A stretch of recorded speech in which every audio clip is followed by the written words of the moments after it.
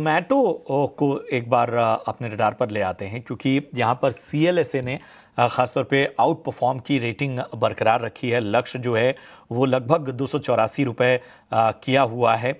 इसके अलावा जो तमाम फैक्टर्स हैं, जिसमें कहा गया है कि फूड डिलीवरी शेयरों में जो जोमैटो है वो सबसे टॉप में है CLSA के, और स्विगी से बेहतर नतीजे जो हैं वो बहुत बड़ा फैक्टर रहे हैं।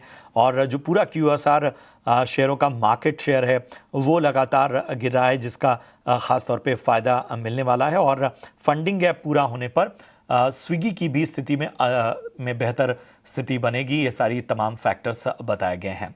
इसके अलावा मॉर्गन स्टैनली ने ख़ासतौर पे जो यूटिलिटीज़ शेयर हैं, जैसे Tata power, Torrent power, NTPC, BHEL, power grid, इन सभी पे भी ओवरवेट नज़रिया दिया हुआ है।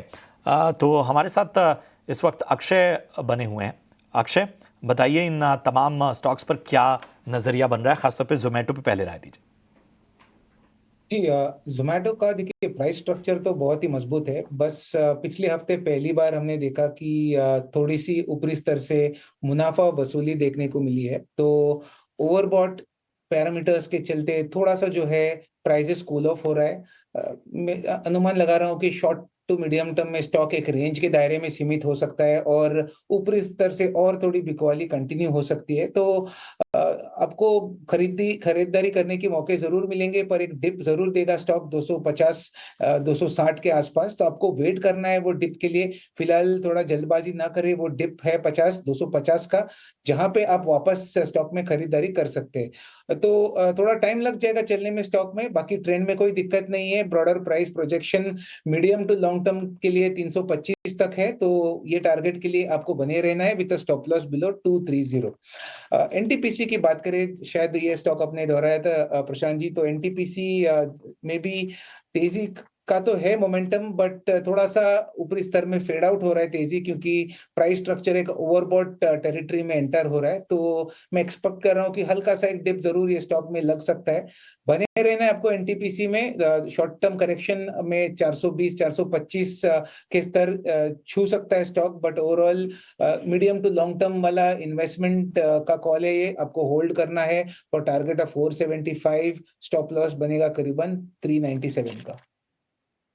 तो ये है नज़रिया इन तमाम स्टॉक्स पे। और इन सब के बीच में ज़रा गेल इंडिया पर भी एक राय लेते हैं अक्षय से। अक्षय, गेल इंडिया आज देखिए 2% से ज़्यादा की तेज़ी यहाँ पर नज़र आ रही है। कैसा लग रहा है आपको? इसके साथ ही IGL पे भी अपनी राय दीजिए। जी, तो गेल इंडिया अभी अपने रेजिस्टेंस एरिया छू रहा है। जैसे अब हम बात कर रहे हैं तो रेजिस्टेंस 240 243 है। तो ये रेजिस्टेंस जब भी पिछली बार छुआ था स्टॉक ने, वहां से हल्की सी करेक्शन 210 तक हमने देखी थी। तो रेजिस्टेंस काफी वैलिड है।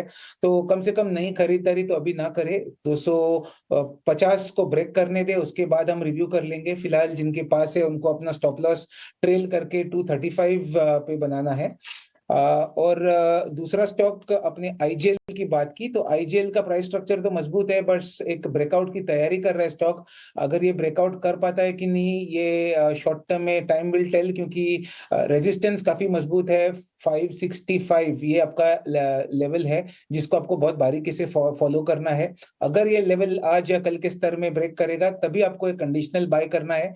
उस केस में मोमेंटम पिकअप होगा स्टॉक में, जिसके चलते 590 तक चल सकता है। तो फिलहाल वेट एंड वॉच ये राय रहेगी दोनों IGL में और दूसरे स्टॉक में जिसका जिक्र हुआ है, क्योंकि काफी ओवरबॉट है, रेजिस्टेंस के पास ट्रेड हो रहे हैं। और जिस तरीके का बाजार में हम आज ट्रेड हो रहे हैं, थोड़ी सी बिकवाली का दबाव काफी ज्यादा है इंडाइसिस में। तो आज नहीं तो कल मार्केट ब्रेड्थ वापस वीक होने का डर रहेगा। एक ऐसे सेक्टर पर नजर डालेंगे जहां चमक है आज के ट्रेडिंग सेशन में भी। निफ्टी मेटल इंडेक्स एक अकेला सेक्टोरल इंडेक्स है जो हरे निशान में कारोबार कर रहा है। करीब 1.5% की तेज़ी यहां पर दिखी है। और कुछ स्टॉक्स की बात करें तो NMDC में 4% से ज़्यादा की तेज़ी है। APL Apollo, JSW steel, NALCO, सभी स्टॉक्स में करीब 2.5 से 3.5% की तेज़ी आज के ट्रेडिंग सेशन में दिखी है। लेकिन मेटल शेयरों की गिरावट गिरावट के पीछे मेटल शेयरों की तेजी के पीछे कौन सी वजह है, पूरी डिटेल्स लेकर अब हमारे साथ विश्व मोहन जुड़ चुके हैं। बताएं कौन से ट्रिगर्स है जिसके चलते शानदार तेजी यहां पर दिखी है। 7वें दिन ये तेजी है। और अगर शेयरों की सबसे पहले अगर बात करें तो यहाँ पर हिंडाल्को, जेएसडब्ल्यू स्टील और वेदांता जैसे शेयर तो रिकॉर्ड ऊंचाई पर है। पहले हम बात कर लेते हैं कि 7 दिनों में इन शेयरों में कितनी तेजी आई है। तो टाटा स्टील देखिए 7 दिनों में 13% से ज़्यादा चल चुका है। वेदांता में करीब 14% की तेजी है, नए रिकॉर्ड हाई पे है। हिंडाल्को रिकॉर्ड ऊंचाई पर है, हफ्ते भर में 12% की तेजी आ चुकी है। इसके अलावा जेएसडब्ल्यू स्टील में 10%, नाल्को में 17% की तेजी आ चुकी है और सेल में करीब 12% की तेजी हफ्ते भर में आ चुकी है। सबसे बड़ी वजह चीन से राहत पैकेज के बाद लग रहा है कि वहाँ के प्रॉपर्टी मार्केट में रिवाइवल होगा। प्रॉपर्टी में जितने भी मेटल्स के इस्तेमाल होते हैं वहाँ पर दाम बढ़ रहे हैं। कॉपर देखिए सितंबर में 11% से ज़्यादा की तेजी आ चुकी है। हफ्ते भर में कॉपर के दाम एलएमई पे 5.5% और कॉमेक्स पर कॉपर के दाम 7.5% बढ़ चुके हैं। सबसे ज़्यादा तेजी जिंक में आई है। जिंक में हफ्ते भर में 8% से ज़्यादा की तेजी और एल्युमिनियम में 6% से ज़्यादा की तेजी आ रही है। एक तरफ तो डिमांड आउटलुक में वहाँ पे सुधार दिख रहा है, इकोनॉमिक ग्रोथ में सुधार दिख रहा है। यूएस फेड से दरों में कटौती हुई तो लगा कि ग्लोबल ग्रोथ को भी उससे सपोर्ट मिलेगा। और इसके बाद नवंबर में जब फेड की बैठक होगी तो ऐसी उम्मीदें लगाई जा रही है कि फिर से आधे % की कटौती होगी। 50% से ज़्यादा ट्रेडर्स मानते हैं कि फिर से आधे % की एग्रेसिव कटौती एक बार फिर से फेड की तरफ से हो सकती है। तो सारे ये फैक्टर ग्रोथ को सपोर्ट कर रहे हैं। इसके अलावा एक बड़ी वजह है सप्लाई की चिंता है। जिंक के कई सारे स्मेल्टर्स बंद हो रहे हैं, वहाँ पर सप्लाई को लेकर चिंता है। एल्मुना के सप्लाई की चिंता नॉर्वे से है, वहाँ के एक बड़े सप्लाई जोन से सप्लाई कम होने की संभावना है।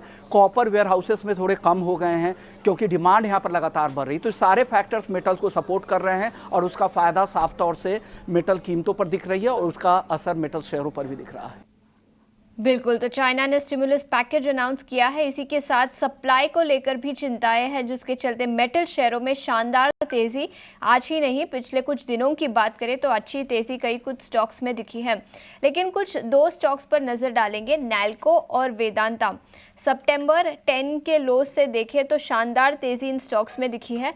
नैल्को में 22% की तेजी और वेदांता में करीब 17% की तेजी 10 सितंबर से आज तक यानी पिछले 20 दिनों में इन दोनों ही स्टॉक्स में दिखी है। अक्षय, आपसे पूछना चाहूंगी नैल्को और वेदांता इन दोनों स्टॉक्स पर क्या राय होगी? देखिए, मेटल स्टॉक्स में आप कोई भी नाम ले गए 3-4 दिन में ओवर 10% का एक अच्छा मूव हो चुका है।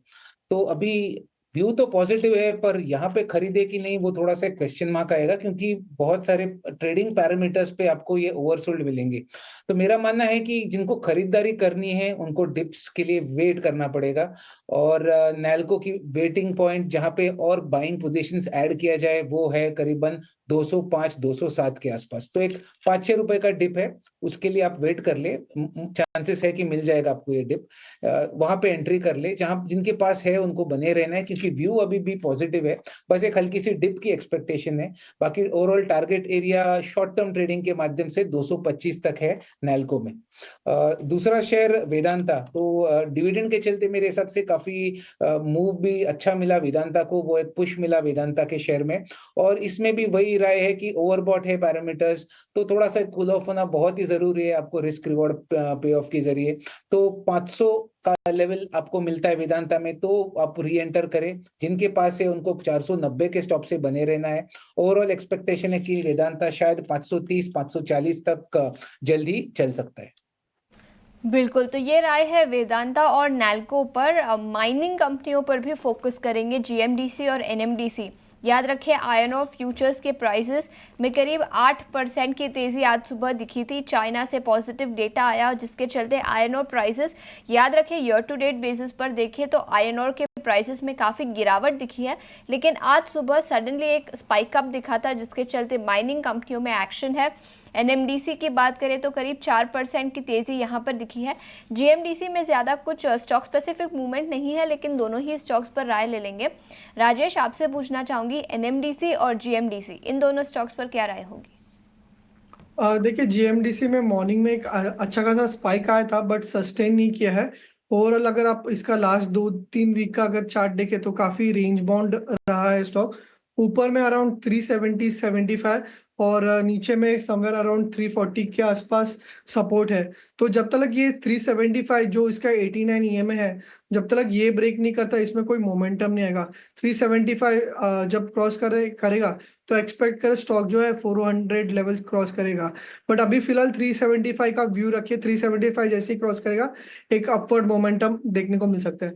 एनएमडीसी अगर देखें तो एनएमडीसी ऑलरेडी लास्ट वीक काफी अच्छा रन दे चुका है, अभी भी काफी पॉजिटिव ट्रैक्शन देखने को मिल रहा है। बट सलाह होगी कोई डिप आता है तो डिप में बाय कीजिए, क्योंकि काफी ओवरबॉट है।